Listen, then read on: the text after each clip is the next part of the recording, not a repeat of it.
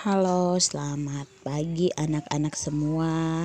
Selamat berjumpa kembali di hari ini.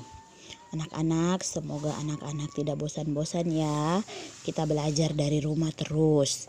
Iya, baik anak-anak, hari ini kita belajar masih di tema 1, subtema 3, dan hari ini kita masuk pada pembelajaran 5 dan pembelajaran 6. Ibu guru akan menyampaikan tujuan pembelajaran kita di hari ini, yaitu yang pertama, anak-anak dapat menunjukkan perilaku yang sesuai dengan sila ketiga, sila keempat, dan sila kelima Pancasila melalui gambar. Kemudian tujuan yang kedua adalah anak-anak dapat menuliskan kalimat perintah yang sesuai dengan gambar. Kemudian tujuan yang ketiga adalah anak-anak dapat menyelesaikan soal cerita yang berkaitan dengan pengurangan. Iya, kita langsung saja pada tujuan pembelajaran kita yang pertama, materinya PKN, yaitu menunjukkan perilaku yang sesuai dengan sila ketiga, keempat, dan kelima Pancasila melalui gambar. Yang pertama-tama Ibu Guru mau anak-anak melihat gambar yang sudah Ibu Guru tampilkan ini. Di sini perhatikan gambar ini. Gambar ini siswa-siswi sedang melakukan olahraga bersama di lapangan ya. Itu ada Pak Guru, kemudian ada siswa-siswi, ada anak-anak di situ yang melakukan olahraga bersama. Tapi anak-anak bisa perhatikan pada kedua anak yang ada di tengah-tengah, Ibu Guru sudah tandai. Di situ mereka sedang bertengkar. Tidak tahu kenapa dalam berolahraga mereka itu sedang bertengkar. Nah, tapi anak-anak bisa melihat pada tampilan gambar yang berikutnya, setelah mereka bertengkar, mereka kembali berdamai. Nah, perilaku mereka ini sesuai dengan, sudah menunjukkan sikap yang sesuai dengan sila ketiga Pancasila. Yaitu apa ya? Yaitu mereka saling memaafkan ketika bertengkar, langsung saling memaafkan, tidak bermusuhan lagi. Walaupun tadinya mereka bertengkar, tapi mereka tidak bermusuhan, mereka langsung saling memaafkan ya.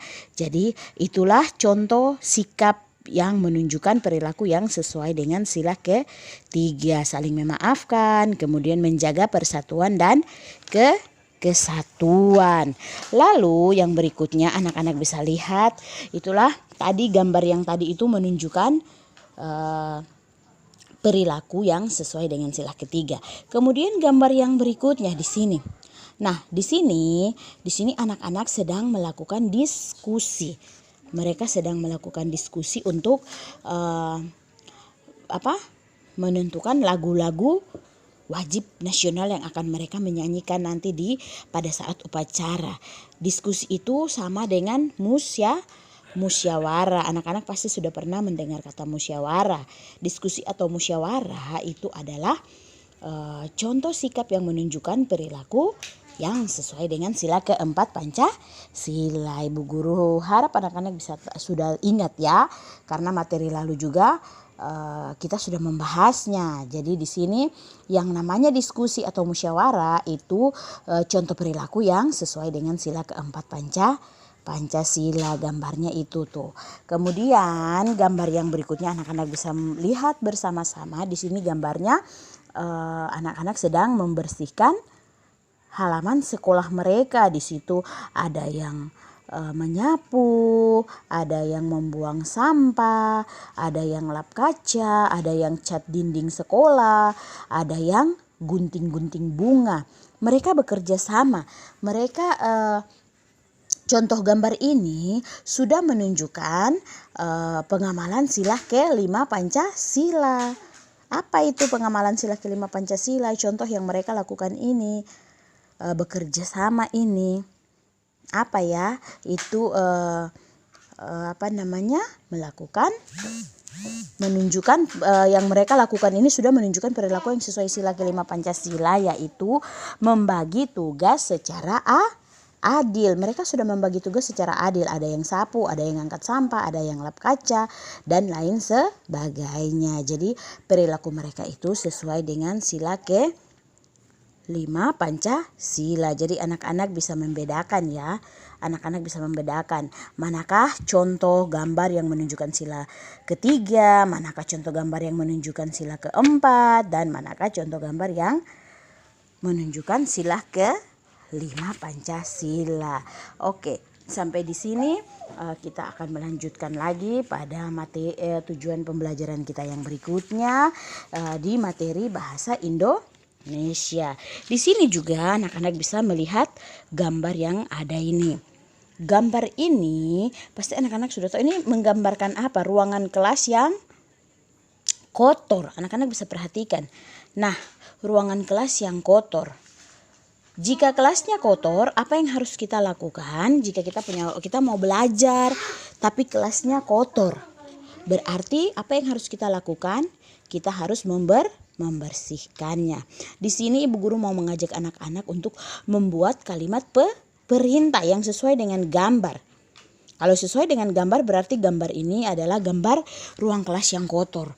Dan bagaimana cara kita membuat kalimat perintah untuk membersihkan kelas ini? Ya, ibu guru kasih contoh misalnya di situ kita pas mau masuk, tiba-tiba dalam kelas itu banyak kertas berserakan. Berarti apa yang harus kita lakukan? Sebagai ketua kelas, mungkin si anak yang menjadi ketua kelas itu dia bisa mengambil alih dengan menyuruh teman-temannya untuk membersihkan kelasnya. Tapi bagaimana cara menyusun kata-katanya ya? Iya, itu anak-anak harus pelajari ya. Jadi anak-anak harus ingat bahwa kalimat perintah itu diakhiri dengan tanda seru. Kita sudah belajar ya, tanda seru itu bentuknya bagaimana? Satu garis ke bawah lalu ada titik di bawahnya. Jadi kayak I tapi terbalik ya. Seru, tanda seru. Misalnya ya, ibu guru kasih contoh kalimatnya begini. Teman-teman, sapulah ruangan kelas agar terlihat bersih. Atau misalnya dia perintahkan, teman-teman mari kita bekerja sama membersihkan kelas kita supaya bersih, nyaman untuk belajar. Jadi banyak kalimat yang dapat kita gunakan untuk untuk membuat kalimat perintah yang sesuai dengan gambar. Atau mungkin misalnya di rumah, halaman rumah kita lagi kotor ya di rumah. Mungkin kita bisa menyuruh adik atau kakak, ayo adik, ayo kakak, kita bersihkan rumah kita, halaman rumah kita. Seperti itu ya, menggunakan kalimat perintah yang sesuai dengan gambar. Nah, itulah tujuan dari pembelajaran kita di hari ini. Kemudian kita lanjut pada tujuan pembelajaran kita yang berikutnya, yaitu pada mata pelajaran matematika. Tadi menyelesaikan soal cerita yang berkaitan dengan pengurangan ya. Kalau kemarin kita sudah menyelesaikan soal cerita yang terkait dengan penjumlahan, sekarang kita mau menyelesaikan soal cerita yang terkait dengan pengurangan. Anak-anak bisa perhatikan bersama di situ. Di situ ada soalnya seperti ini ya. Soalnya seperti ini. Ibu guru membagikan kertas untuk menulis kepada semua siswa dengan adil. Mula-mula jadi kertasnya awalnya kertas itu ada 275 lembar kertas. Kemudian kertas itu ibu guru bagikan kepada 39 anak. Yang ditanyakan berapa sisa kertas bu guru? Tadinya bu guru punya kertas 275. Ibu guru bagikan 39 lembar. Kalau ibu guru bagikan berarti kertasnya ibu guru berkurang ya anak-anak. Kalau ibu guru bagikan berarti kertasnya ibu guru berkurang. Berkurang berapa? Berkurang tadi 39 lembar. Maka kita akan membuat soalnya dengan cara pendek. Seperti yang sudah kita pelajari, cara pendek. Berarti kita tulis dulu 275, lalu di bawahnya itu 39. Diluruskan dengan nilai tempatnya ya, puluhan dan puluhan, satuan dan satuan. Dan kita mulai mengerjakan. 5 dikurang 9. 5 dikurang 9 tidak bisa. Kenapa bu guru bilang tidak bisa? Karena 5 nilainya kecil, 9 nilainya besar. Berarti kita harus apa? Kita harus pinjam.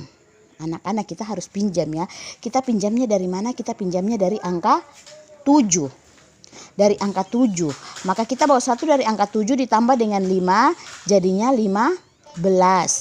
Dan 7 ini satunya sudah dikasih ke 5, dia berkurang jadi 6. Kita coret lalu kita tulis angka 6. Dan kita mulai menjumlahkan. 15 dikurangi 9 berapa? Iya, 15 dikurangi 9 sama dengan 6. 15 dikurangi 9 sama dengan 6. Kemudian tadi 7 yang satunya sudah dipinjamkan ya. Jadi 7 jadi 6. 6 dikurangi 3 sama dengan 3. Dan 2 diturunkan karena tidak ada temannya. Kita turunkan 2 di sini. Maka kita temukan jawabannya. Berarti sisa kertas Bu Guru ada berapa? 236. Bisa ya. Jadi kalau kita mau mengerjakan soal tentang penjumlahan itu kita menyimpan. Tetapi kalau kita mau kerjakan soal tentang pengurangan berarti kita meminjam. Kita harus pinjam dari temannya di sebelah. Baru kita bisa dapat mengurangkan. Ya, begitu ya anak-anak. Ibu Guru harap anak-anak dapat mengerti dan dapat mengerjakan soal dengan baik. Mungkin itu saja yang dapat Ibu Guru sampaikan untuk pembelajaran kita hari ini. Sekian pembelajaran kita. Sampai berjumpa di pertemuan yang berikutnya. Salam sehat buat kita semua. Selamat pagi.